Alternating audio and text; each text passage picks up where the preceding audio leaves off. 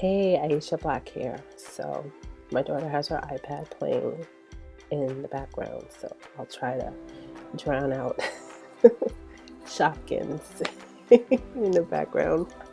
Welcome to motherhood. Well, anyway, so we're in day 2 of our 21-day video challenge, and today we have to talk about who are we really? And it's got a lot of people really out there stretching their fear muscles, myself included. So I'm going to share something that a lot of people don't know, just really my immediate family. And it's a tough one. It's a tough one. I don't know how people might think of me after this, but I like to think I'm still a good person after you hear this. So all right, so here it goes.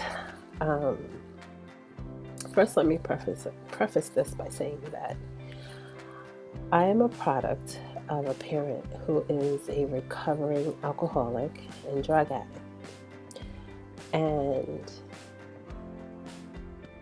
it never really dawned on me how much that affected me as a child until it kind of showed up later on in life. And just behaviors of how I act, how I feel about myself in certain situations. And so my current situation is I have decided 3 years ago to stop talking to my father, just completely cut him off, because I felt like I had to protect myself. And that being said,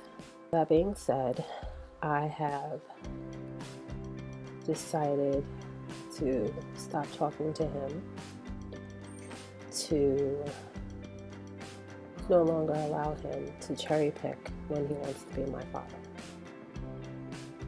I'm his first child. I had given him his first grandchild, and he just wasn't the parent I needed him to be my entire life.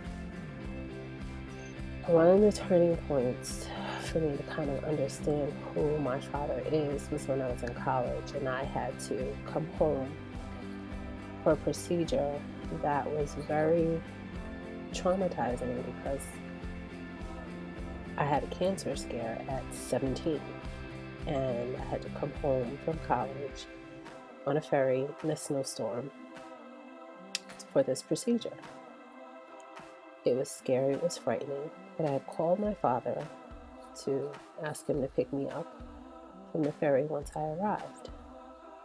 When I got to the other side of the Long Island Sound, he wasn't there. And I called, and I knew the weather was bad. It's snowing. The ride across was rough. The water was rough. Basically, my father told me he wasn't coming to get me. And I was just like, what? Like, I wanted to tap the phone, like, is there a bad connection? Am I hearing you incorrectly? And basically, no, I'm not coming. I was just like, okay, like, what do I do now? I'm a broke college student. How am I going to get home? So I ended up taking a cab. It was like $30, $40. My grandmother paid for it, because all I had was enough to get on the ferry to come home. And from that day forward, I chose to stop talking to my father then, and I should have left that door closed. But I decided to forgive my father later on in life when I became baptized. And what I understood forgiveness to be was to allow that person back into your personal life. And I always thought forgiving someone that hurt you was a sign of weakness, but it really is a strength, as I later learned. So forgiveness is not allowing that person to come back into your life physically or emotionally or even spiritually. But I never allowed myself to grieve that process or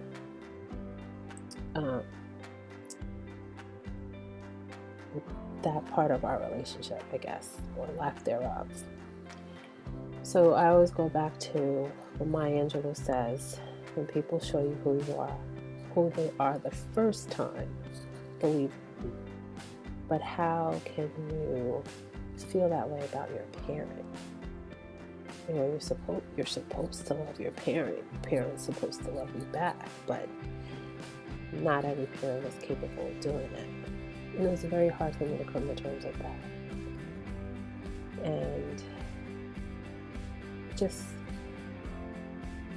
certain things that happened later in life, you know, he would just show up for celebratory events. When I graduated from college, when I had my first child, when I got married, but not really there for any of the other times in my life. And I just had to come to terms with who my father is. So after my wedding, or my ceremony, my father was there. He was my only parent. My mom was out of state. She wasn't able to attend. And just seeing the whole thing play out, I just became very angry. And I just said, you know what? No more. I'm not going to do it anymore. And then another time he had called and was like, oh, I'm in the area because I live right near JFK Airport. If you've ever flown to New York, you know where that is. So I'm not too far from there. So he calls me to tell me that he's in the area. But why are you calling me if you're not intending to come? Just letting me know you're here? For what reason? And that really annoyed me. And I just said, you know what, I can't, I'm just tired. So now my father is terminally ill. He allegedly has cancer, and I say allegedly because he has not told me himself that he has it. Other family members have. And he's dying. And that side of the family feels as if I should extend the olive branch and talk to my father because he's dying. And I feel like, no, I don't have to. I've already decided how I want to handle my relationship with my father, which doesn't require me to talk to him. I don't have to physically talk to him. I can continue to pray for him. I can pray for his health. I can pray for his peace. But I don't have to allow him to hurt me. Because me talking to him is for what? For him to die in peace?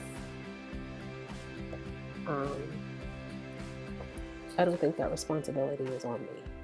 I find it to be on him. And if that makes me a bad person, then so be it. But that's how I feel.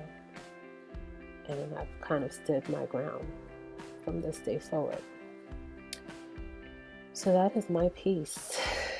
And difficult to say, you know, to just say, I'm not talking to a parent anymore because I don't want to. I'm not allowing them to hurt me anymore. Whew. So that is who I am. And we're day 2 into our video challenge. And if you'd like to join us, there's still time. The link is below or above or somewhere around here that you can join our group.